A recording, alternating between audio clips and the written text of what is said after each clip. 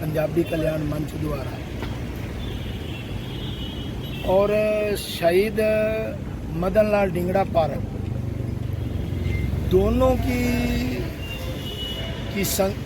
टकराव के अंदर ये मूर्ति नहीं लग पाई और ना लगने के कारण जो है हमें बहुत ज़्यादा जो है अफसोस है। और ऐसा अपमान जो शहीद मदन लाल ढींगड़ा से किया जा रहा है 1 साल से लगभग, शायद किसी शहीद का नहीं हुआ।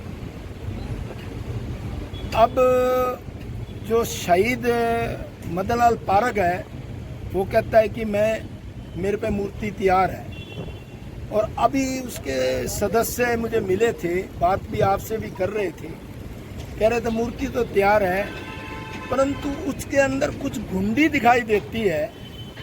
हमने उनको जब ज्ञापन दे के आए और इन्होंने कहा जी मूर्ति तैयार है, तो एक कोई भी मूर्ति के लिए जब हम ज्ञापन ऑर्डर देते हैं, अब भैया आराम से ऑर्डर देते हैं, ऑर्डर देते हैं फर्म से ली जाती है। और हमने इनको कहा शहीद मदन लाल ढींगड़ा समिति को, क्या आपकी शहीद मदन लाल पार्क समिति से कहा कि ये जो आपने कोटेशन की कॉपी नगर निगम में क्यों नहीं दी? जब अगर आप निगम में अंदर कॉपी दी होती तो शायद ये लग भी जाती। ये सारी जो बातें हैं ये आपसी एक राजनीति की खेल खेलने लग रही हैं दोनों संस्थाएं। जब कल्याण मंच, पंजाबी कल्याण मंच कहता है कि मेरे पास 2 लाख रुपये पड़े हैं, और शहीद मदन लाल पार्क जो समिति है वो कहती है कि हमने 6 लाख रुपये जो है जनता से इकट्ठे किए हैं। अब इतना पैसा दोनों संस्थाएं पे होने के बाद भी आज वो जो थे एक और भवन के लिए पैसे मांग रहे हैं। पहले तुम एक शहीदी का तो प्रतिमा लगा दो। इतना बड़ा समाज, खुद पंजाबी, फिर शहीद तो देश के लिए, और उन्होंने तो प्रथम क्रांतिकारी शहीद थे। उस टाइम तो कोई शहीद होने वाला था, और वो इंजीनियरिंग की पढ़ाई करने गए थे इंग्लैंड में, उनके फादर हिसार के अंदर।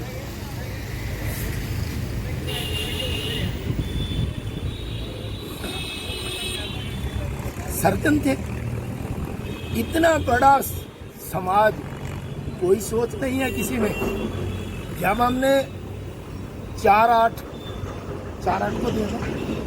को ज्ञापन दिया और उसने जाके ओएसडी के साथ, आप भी हमारे साथ थे, और उन्होंने भी आश्वासन दिया ओएसडी साहब ने कि आपकी जो है प्रतिमा जो है 17 से पहले ले। और हम भी इस चीज़ में आश्वासन पे उनपे थे, आप भी आश्वासन दिए जा रहे हैं। अब कितने आश्वासन पे विश्वास किया जाए, किस पे विश्वास किया जाए? तो हम तो सरकार से, प्रशासन से मांग करते हैं, अब भी मांग रहे हैं। मेयर साहब आए, अपने भाषण में स्थिति क्लियर नहीं कही। हमने कहा जी स्थिति क्लियर करो मेयर साहब, नहीं तो हमें वहाँ बैठना पड़ेगा तेरे कार्यालय के सामने। फिर कहते हो समाज में रोड़ा तो उस दिन होगा जिस दिन हम धरने पे बैठ जाएंगे। जब वहाँ धरना लगेगा और जनता देखेगी, सारा संसार देखेगा उसको, और सारे शहीदों के साथ इतना बड़ा अपमान शायद कहीं भी नहीं हुआ जितना शहीद मदन लाल ढींगड़ा के साथ हमारे कुछ लोग, चंद लोग कर रहे हैं। हम तो फिर भी उन लोगों से अनुरोध करेंगे, तुम अपने जो है ना भेदभाव खत्म करके जल्दी से जल्दी जो है ना यहाँ प्रतिमा लगाएं। मैं तो इन शब्दों से ज़्यादा और नहीं कहता। इनके साथ मैं धन्यवाद करता हूँ आपके सारे साथ। ये जो आज स्थिति हमारे सामने है, ये मेरे ख्याल में इससे ज़्यादा अपमानजनक कभी नहीं हुई।